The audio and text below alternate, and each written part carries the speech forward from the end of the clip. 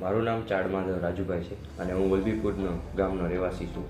હું 9th સ્ટાન્ડર્ડમાં સારી school ભાવનગરમાં શોધવા નીકળ્યો હતો, હું ને મારા પપ્પા. અમે વિદ્યાધીશમાં એડમિશન લીધું અને 9-10 મેં વિદ્યાધીશમાં જ ભણ્યો.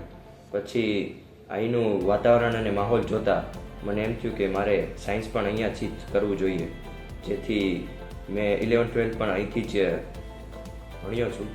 11th સ્ટાર્ટ થઈ અને અમે ભણવાનું સરસ ચાલતું હતું અમારું. બધા શિક્ષકો અને ફેકલ્ટીઓનો સપોર્ટના કારણે અને તેમના માર્ગદર્શનના કારણે અમે 11thમાં કોઈ પણ ડાઉટ થતા તે અમે ક્લિયર કરતા હતા. અને કોઈ પણ જ્યારે એવો સમય આવતો કે ડિમોટિવેટ થઈ ગયા છે, ટેસ્ટમાં માર્ક ઓછા આવ્યા છે, તો અમે સરની હેલ્પ લેતા હતા.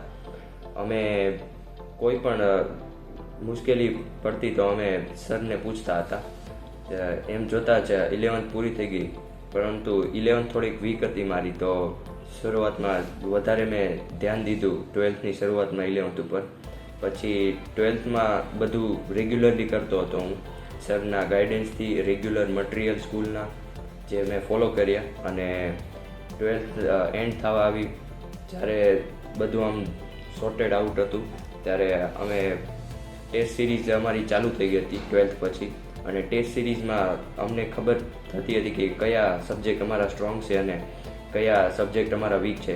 તે વીક ટોપિક્સ ઉપર અમે સરની સલાહ લીધી અને તેની ઉપર કામ કર્યું. જોતાં જ JEEના પેપરની તારીખ આવી હતી. મારે 24 જાન્યુઆરીની સવારની શિફ્ટ હતી. એટલે આમ શરૂઆતના 2-3 પેપર જોયા પછી લાગતું જ હતું કે આમ કોન્ફિડન્સ આવ્યો અને થોડુંક પ્રેશર તો હતું જ. જે સુતરિયા સરની એસેમ્બલી અને તેમના માર્ગદર્શનના કારણે પ્રેશર હેન્ડલિંગ પાવર અમને મળતી હતી, જેથી અમે JEEનું મેં પેપર દીધો હતો અને મારે તેમાં 99.03% આવ્યા હતા.